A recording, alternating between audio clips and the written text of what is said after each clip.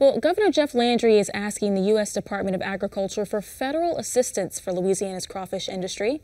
The recent drought and record heat have sent crawfish prices soaring and produced smaller crawfish. Although the crawfish crisis is no joking matter, Louisiana is able to take a lighthearted approach to crawfish season with a crawfish pardon and a positive attitude, hoping for better days ahead. LPB's Karen LeBlanc traveled to the crawfish capital of the world, Breaux Bridge, to talk with crawfish farmers about the challenges with the harvest. Now, as a power invested in me as Lieutenant Governor of the great state of Louisiana, I do hereby pardon Shaman Collette the crawfish. May he live his life out in happiness in Louisiana. Sherbin is one lucky crawfish, spared from the boiling pot with an official pardon at the 8th annual Pardoning of the Crawfish in Breaux Bridge, crawfish capital of the world. Louisiana recognizes that a turkey shouldn't be the only animal to get a second chance. And whereas the Tuesday after Mardi Gras is officially known as the Pardoning of the Crawfish in Louisiana, and whereas Sherbin, the crawfish, has been selected from the other brave crawfish who will meet their fate with courage and sacrifice, and whereas Sherbin shall be free from being served in any boil or dish, and shall be free from water any hotter than what is found in the beautiful swamps and bayous of Louisiana. Sherbin the crawfish gets his name from the mayor of Henderson, Sherbin Collette, a crawfish farmer who traded in his nets for politics. I'm still fishing, part-time, but what I wanted to do is fish all my life. Crawfishing, you will never get rich. So it got to a point that it was getting tougher and tougher. It wasn't reliable anymore.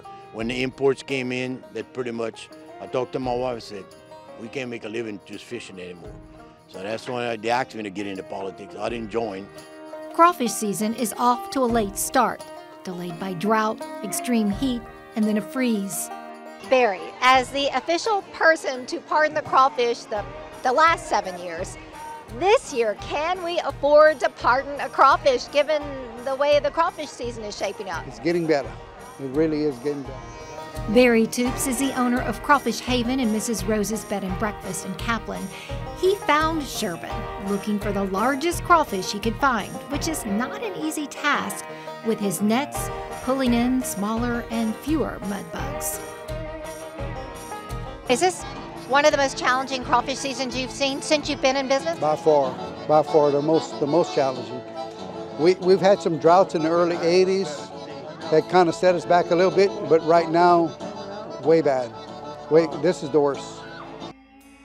Louisiana saw the crawfish crisis coming in late November with the release of the LSU Drought Impact Report, which projected a $139.8 million hit to the crawfish industry due to issues with water availability and high salinity levels.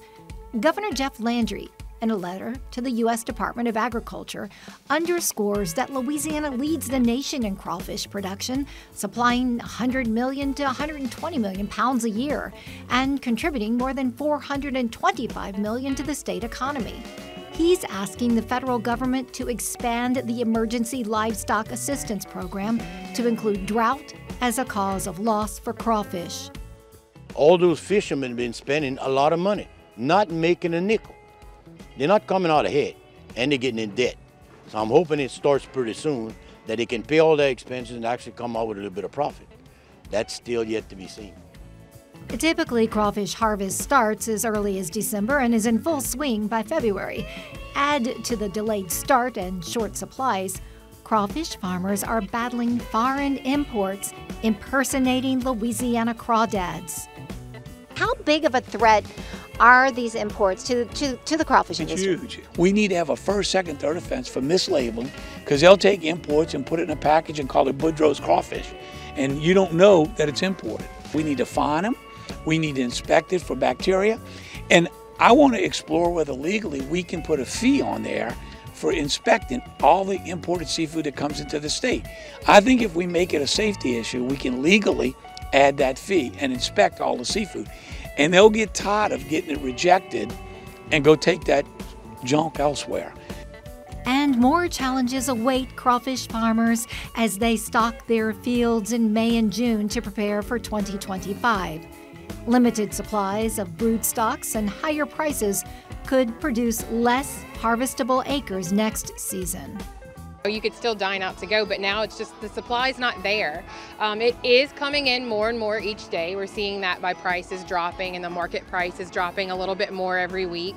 So the supply is coming in, it's growing. It may be slow, but we just have to have a little bit of patience. As for Sherbin, he's living his best life at Lake Foss Point State Park in St. Martinville. Meanwhile, crawfish farmers hope to harvest more Sherbin-sized crawdads in time to feed the demand, although prices may vary.